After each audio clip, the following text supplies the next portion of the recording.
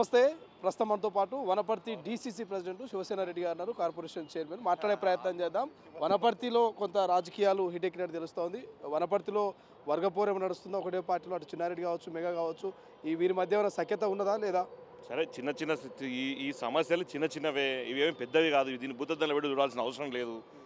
అక్కడ ఏదో స్థానిక సంస్థల ఎలక్షన్లో ప్రతి నియోజకవర్గంలో నిలబడట్టే ఒకరు ఇద్దరు అంటే పార్టీని నమ్ముకున్న వాళ్ళు ఒకరిద్దరు నిలబడి ఉండవచ్చు.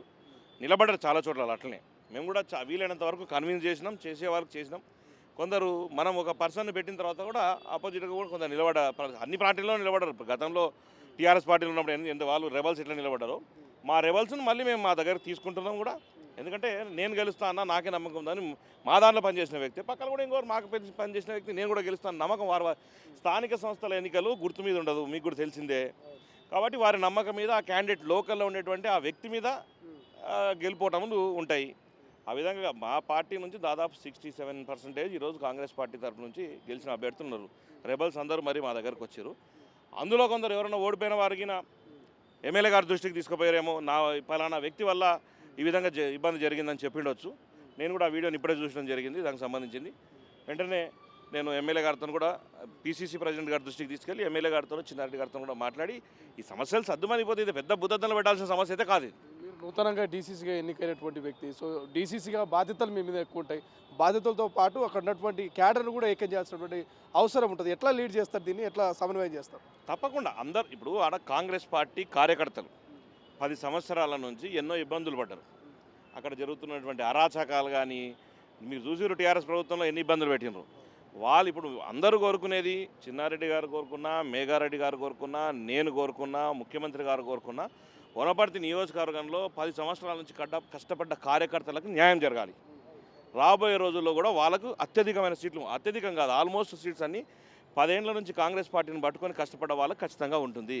కాంగ్రెస్ పార్టీ కార్యకర్తలకు న్యాయం జరగాలనే వాదనతోనే ఈరోజు మేఘారెడ్డి గారు మాట్లాడిన వాదన కూడా కాంగ్రెస్ పార్టీలో నిలబడ్డ వాళ్లకు వెన్నుపోటు పరిశీలు అన్న మాట్లాడాడు. అందులో వాస్తవాలు ఏదో ఒకసారి వారితో కూడా మాట్లాడి వారి దృష్టికి ఎటువంటి ఎవరెవరు వాళ్ళ దృష్టికి ఏం తీసుకొచ్చినారో చూసి అందులో వాస్తవాలు ఉన్నాయా లేవా చెక్ చేసి పీసీసీ ప్రెసిడెంట్ దృష్టికి, ముఖ్యమంత్రి గారి దృష్టికి తీసుకెళ్ళి ఆ సమస్యను సాల్వ్ చేసేస్తాం. దానిలో పెద్ద ఇబ్బంది లేదు. అది పంచాయతీ ఎన్నికల్లో మొన్న బీజేపీ కావచ్చు, బీఆర్ఎస్ కొంత ఆఫర్లు ఇస్తున్నది. సో గెలిచిన వాళ్ళు ఎవరైతున్నారో కాంగ్రెస్ నుంచి బీఆర్ఎస్ రావాలని, బీఆర్ఎస్ కాంగ్రెస్లో ఉన్న వాళ్ళు బీజేపీలో చేరాలని కొంత ఆఫర్లు ఇస్తూ ఉన్నది. బట్ మీరేమంటారు? అధికారంలో ఉన్నారు, బీఆర్ఎస్ బీజేపీలో గెలిచిన సర్పంచ్లు కావచ్చు, ఇండిపెండెంట్లు కావచ్చు, మీ పార్టీలోకి వస్తామంటే చేర్చుకుంటారా? తప్పకుండా. ఇప్పుడు మేము ఒకటే అడుగుతున్నాం, బీఆర్ఎస్ పార్టీలో వాళ్ళు చేసింది ఏముంది? 10 సంవత్సరాల నుంచి బీఆర్ఎస్ పార్టీలో ఉన్న సర్పంచులు ఊరేసుకున్నారు, సూసైడ్లు చేసుకున్నారు, పనులు చేసి అప్పుల పాలపై రోడ్ల మీదకి వచ్చారు బీఆర్ఎస్ పార్టీలో కార్యకర్తలు. మీరు కూడా చూసారు సర్పంచుల పరిస్థితి బీఆర్ఎస్ పార్టీలో ఎట్లుండేను. కాంగ్రెస్ ప్రభుత్వం వచ్చిన తర్వాతనే ఆ సర్పంచులకు, బీఆర్ఎస్ టైంలో గెలిచిన సర్పంచులకు కూడా కాంగ్రెస్ ప్రభుత్వం వచ్చినాక రేవంత్ రెడ్డి గారు ముఖ్యమంత్రి అయినాకనే వాళ్ళకి నిధులు వచ్చినాయని చెప్పి వారే స్వచ్ఛందంగా చెప్పుకున్న పరిస్థితులు మనం చూసినాం ఈ 2 సంవత్సరాలలో. అటువంటిది బీఆర్ఎస్ పార్టీ వల్ల ఉపయోగం లేదు, అది మునిగిపోయిన తుట్టేది. ఆ పుట్టిలో ఉన్నా ఒకటే, లేకున్నా ఒకటే. ఇంకా బీజేపీ తెలంగాణ లేనే లేదా, బీజేపీని పట్టించుకుంటుండే దిక్కులేడు. కాబట్టి దాని గురించి మనం పెద్ద ఆలోచన చేయాల్సిన, బీజేపీలో అధ్యక్షుడు ఎవరు కూడా సగం తెలిసిన పరిస్థితి లేదు ఇక్కడ. కాబట్టి మనం దాని గురించి పట్టించుకోవాల్సిన అవసరమే లేదు. కాంగ్రెస్ పార్టీలో ఖచ్చితంగా అందరినీ ఆహ్వానిస్తాం. కాంగ్రెస్ పార్టీలో గెలిచిన వారికి పార్టీ అండదండలు ఉంటే ఖచ్చితంగా వాళ్ళకు చేసే అభివృద్ధి పనులకు కూడా మా నాయకులు కానీ, ఎమ్మెల్యే కానీ, స్వయంగా మా ముఖ్యమంత్రి కానీ పూర్తిగా సహాయం చేయడానికి ఉన్నారు. ముఖ్యమైన విషయం ఏంటంటే టీఆర్ఎస్ హయాంలో గెలిచిన ఈ సర్పంచులకే మొన్న మేము బిల్లులు ఇచ్చినాం, వాళ్ళ పరిస్థితులను కాపాడుకున్నాం.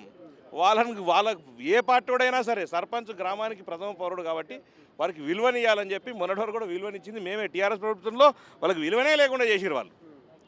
సర్పంచ్ ఎన్నికలు పోయినాయి కానీ రానున్న ఎంపీటీసీ, మున్సిపాలిటీ ఎన్నికల్లో సత్తా చాటుతామని చెప్పి బీజేపీ మొత్తం ఒక వ్యూహాన్ని రచిస్తూ ఉంది. కాంగ్రెస్ పార్టీని ఖచ్చితంగా ఖతం చేస్తామంటున్నది. సాధ్యమయ్యే పని అంటారా? మీరు రాసి పెట్టుకోండి, 33 జిల్లాలకు 33 క్లీన్ స్వీప్ జెడ్పీ చైర్మన్లు కానీ, ఎంపీపీలు కానీ క్లీన్ స్వీప్ కాబోతున్నాయి తెలంగాణలో కాంగ్రెస్ పార్టీ సైడు. బీఆర్ఎస్కి ఎవరున్నారు, బీజేపీ సైడ్ ఎవరున్నారు? వాళ్ళిద్దరూ లోపాయిగా లోపల మాట్లాడుకొని ఈరోజు అది నువ్వు అక్కడ నిలబెట్టు, నేను ఇక్కడ నిలబెడతా అని చెప్పేసి అన్ని లోపల వాళ్ళు కలిసిపోయే వ్యవస్థ నడుస్తుంది. వాళ్ళు రేపు బహిరంగ కూడా కలిసిపోవచ్చు, నేనేం కాదని చెప్పను, అది వాళ్ళ ఇంటర్నల్ విషయం అది. కానీ కాంగ్రెస్ పార్టీని ఓడగొట్టడం వాళ్ళ తాతల వాళ్ళ జేజమతనం కూడా కాదు. కాంగ్రెస్ పార్టీ 33 జిల్లాలకు 33 జిల్లాలు క్లీన్ స్వీప్ చేయబోతుంది. చివరి ఒక ప్రశ్న, నిన్న సీఎం రేవంత్ రెడ్డి గారు చేసిన కామెంట్స్ కానీ హరీష్ రావు స్పందించిండు. బాబామర్దులు మేము అంటే ఇద్దరం సఖ్యతతోనే ఉన్నాము, ఫ్రస్ట్రేషన్లో సర్పంచ్ ఎన్నికలలో వచ్చిన సీట్ల ఫ్రస్ట్రేషన్తో ముఖ్యమంత్రి మా మధ్య గ్యాప్ను పెంచే ప్రయత్నం చేస్తూ ఉన్నారు, మీ పదవి ఉంటుందో ఊడుతుందో గ్యారంటీ లేదంటూ కూడా ముఖ్యమంత్రి మీద కామెంట్ చేసిండు. ఏం చెప్తారు? ఇప్పుడు ఫ్రస్ట్రేషన్లో ఎవరున్నారో, హరీష్ రావు ఉన్నాడో, కేటీఆర్ ఉన్నారో అందరికీ తెలుసు. మా ముఖ్యమంత్రి గారికి ఫ్రస్ట్రేషన్ ఏంది? కాంగ్రెస్ ప్రభుత్వం ఉండేటువంటి ఈ 5 ఏళ్ళు వారే ముఖ్యమంత్రి ఉన్నాడు, తర్వాత 5 ఏళ్ళు కూడా వారే ఉండొచ్చు. మా ముఖ్యమంత్రి గారికి ఎందుకు ఉంటుంది ఈ ఫ్రస్ట్రేషను? ఈరోజు బహిరంగంగానే ఇప్పుడు ప్రజలు ఇచ్చిన తీర్పే కదా, 2 సంవత్సరాల్లో మాకు 65% ఇచ్చినారు. దాంట్లో ఇప్పుడు మాకు వాళ్ళకు వచ్చినాయా సీట్లు, మాకు వచ్చినాయా? అంటే వాళ్ళ ఆలోచన ఏంటంటే చాలామందికి మేము ఏదో వాళ్ళకు 3000 సీట్లు మాకు వచ్చినాయి, 3000 చోట్లలో మేము గెలిచినామంటే అదే ఆనందంగా అనుకుంటున్నారు వాళ్ళు. రేపు లోకల్ ముందుంది ముసళ్ళ పండుగ, రేపు పార్టీ సింబల్ మీద వచ్చినప్పుడు మీకు అర్థమవుతుంది. టీఆర్ఎస్ పార్టీ సింబల్ చూడంగానే పారిపోవడం ఎక్కడోళ్ళు అక్కడ. దేనికోసం వేస్తారు టీఆర్ఎస్ పార్టీకి చెప్పండి? మొన్నటి వరకు సర్పంచులను చచ్చిపోయిన సావగొట్టేందుకు వేస్తారా? సర్పంచులను నిలబెట్టి అదే వాళ్ళ పార్టీలో ఉన్న సర్పంచులే బహిరంగంగా మాకు బిల్లులు రాక చచ్చిపోతున్నారని సూసైడ్లు చేసుకునేది మీరు చూడలేదా గతంలో? అసలు వాళ్ళ పార్టీ నాయకులే ఈరోజు మా దాంట్లోకి వచ్చే ప్రయత్నాలు చూస్తున్నారు, మీరు కూడా చూస్తున్నారు కదా. అసలు ఆ పార్టీలో ఏమీ లేదు. ఆ పార్టీలో ఏమైనా ఉందో లేదో మమ్మల్ని అడగాల్సిన అవసరం లేదు. కవితనే అడగండి, వాళ్ళ ఇంటి బిడ్డనే, కల్వకుంట్ల కూతురునే అడగండి. వాళ్ళ బతుకులన్నీ తీసి ముందర పెడుతుర్రు. వాళ్ళ అన్న ఎన్ని కోట్లు తినడు, వాళ్ళ బావ ఎన్ని కోట్లు తినడు, వాళ్ళ ఆయన ఏం చేసిండు చూసుకుంటా, ఇవన్నీ కల్వకుంట్ల కవితనే చెప్తుంది, ఎవరు చెప్పాల్సిన అవసరం లేదు. ఏ నియోజకవర్గంలో ఏ నాయకుడు ఎన్ని కోట్ల రూపాయలు తినడో కవిత స్పష్టంగా చెప్తుంది, మేం చెప్పట్లేదు. మొన్నటి వరకు 10 సంవత్సరాలు వాళ్ళ పార్టీలనే ఎంపీగా ఎమ్మెల్సీగా అన్నీ అనుభవించినటువంటి వాళ్ళ ఇంటి కల్వకుంట్ల ముద్దు బిడ్డనే వాళ్ళ జాతకాలు మొత్తం ఇప్పింది. Thank you so much. ఇది రేవంత్ రెడ్డి కాదు ఫ్రస్ట్రేషను, హరీష్ రావుకు కేటీఆర్కు ఫ్రస్ట్రేషను.